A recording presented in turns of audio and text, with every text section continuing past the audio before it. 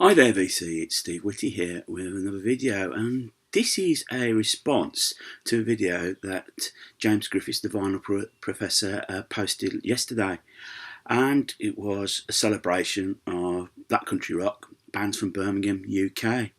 And I really enjoyed it. I was pleased to see somebody actually outside Birmingham. Birmingham's my home city. Sort of celebrate bands. Before I make my response, there's this blurring of what's considered black country and what considered Birmingham. City of Birmingham is considered runs down all the way down up to like Acox Green and all the way up north to probably my home neck of the woods, Sutton Coldfield. To the west, it's to West Bromwich. I'm not quite too sure where you go on the east. The Black Country. I'll just make sure I've got this right. It is to the west of Birmingham, and it covers Dudley, Sandwell, Walsall, and Wolverhampton. And so hence where you get Slade, they are actually from Walsall. Judas Priest, Rob Alford, still comes home to Walsall quite often even though he lives in the States.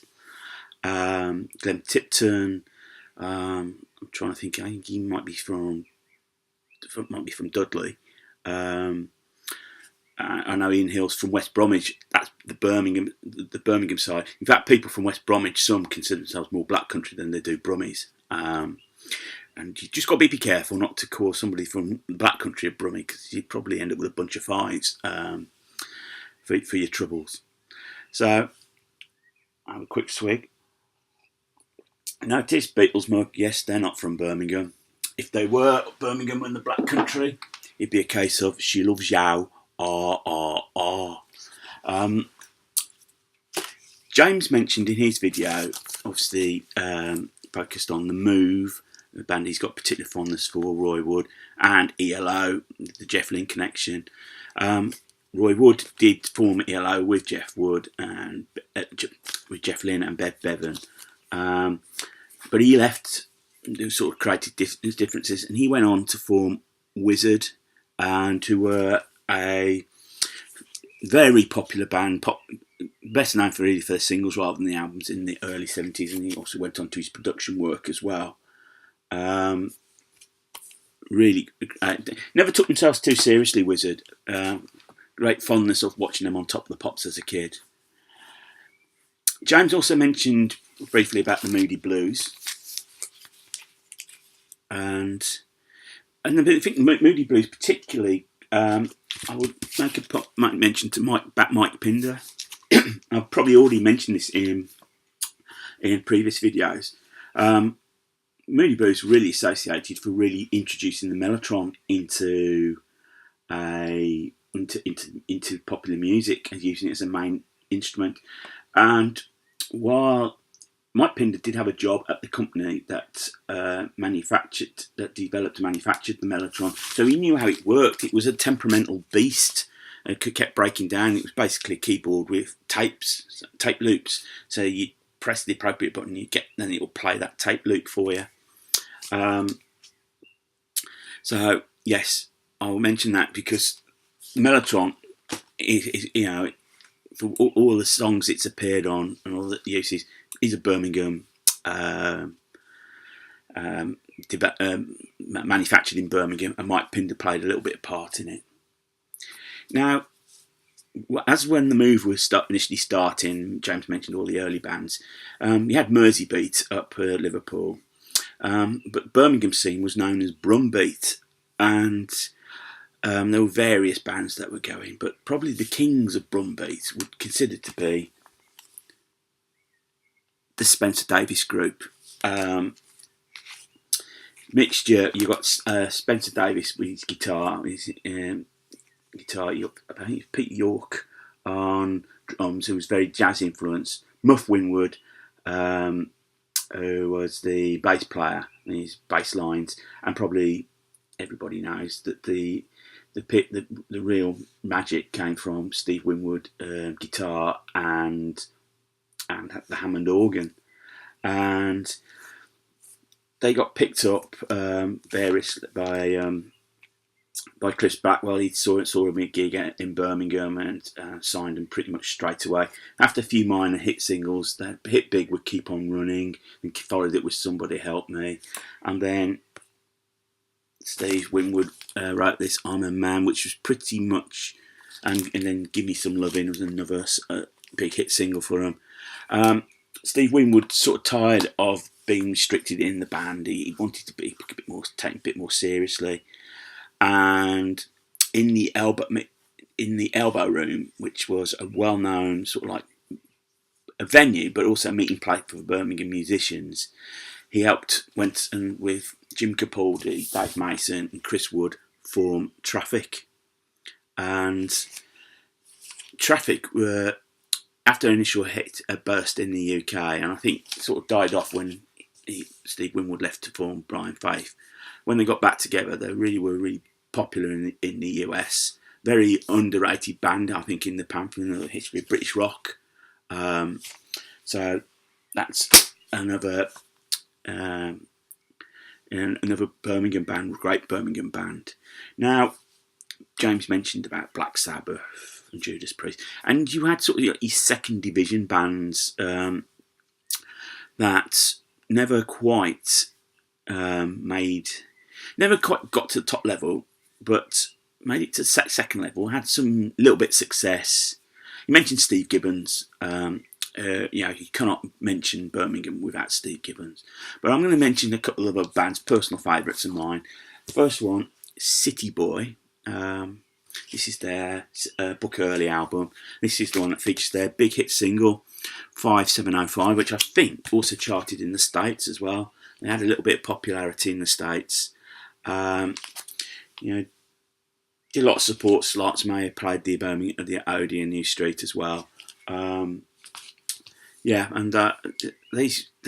follow-up album didn't do as well to this, and they sort of split up. I think guy here, I'm trying to think what his name is. I think it was Lom.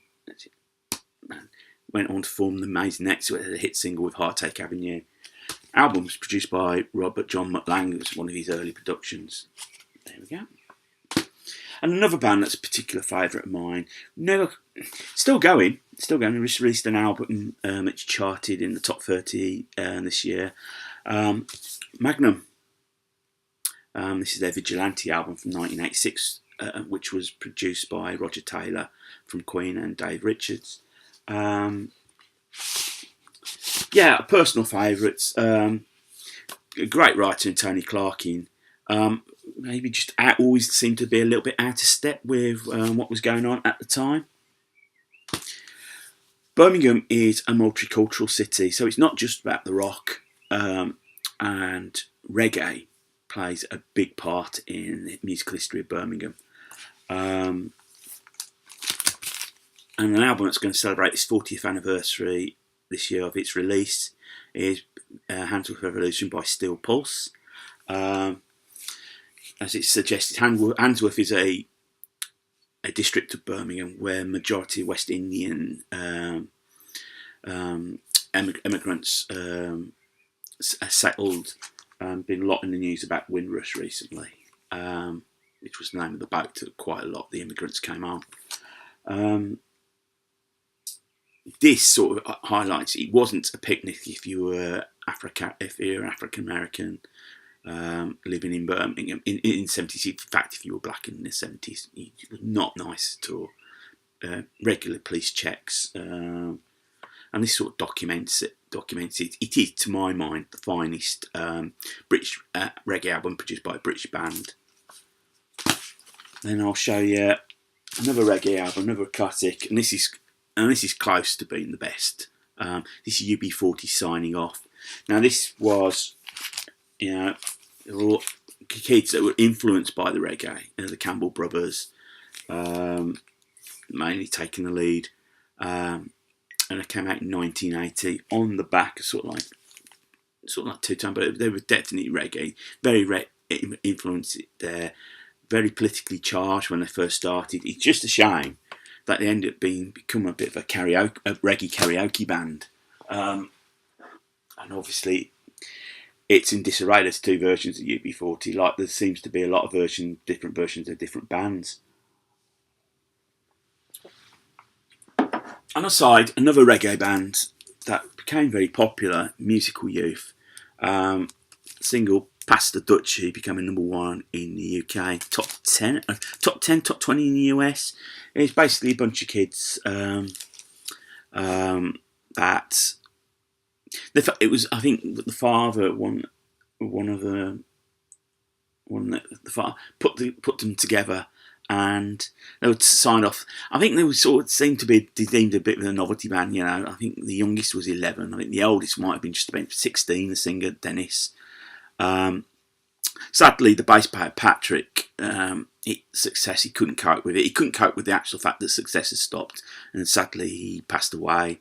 I think Dennis is now a pastor and still involved in music, and I think the two younger brothers, and the names escape me for the moment, they're still involved as session musicians. I mentioned Two Tone, which came out of Coventry, which I'm not going to include because that's it's city south of Birmingham. West Midlands, yes, but not Birmingham, so I'm not going to include. But one of the bands that came out of that was Beat, and this is a special Beat Service album, and they initially scored. They had their first single come out on Two Tone, and then they left to form their own Go Feet Records through Arista, which had the debut album. This album, Wapping, was another album. Initial success sort of dropped off a little bit, split up in '83. I know Dave Wakeling has his version of the Beat, and Rankin Roger has his version of the Beat. This album's got Jeanette, and probably their best song, Save It for Later. Let's see what I've got.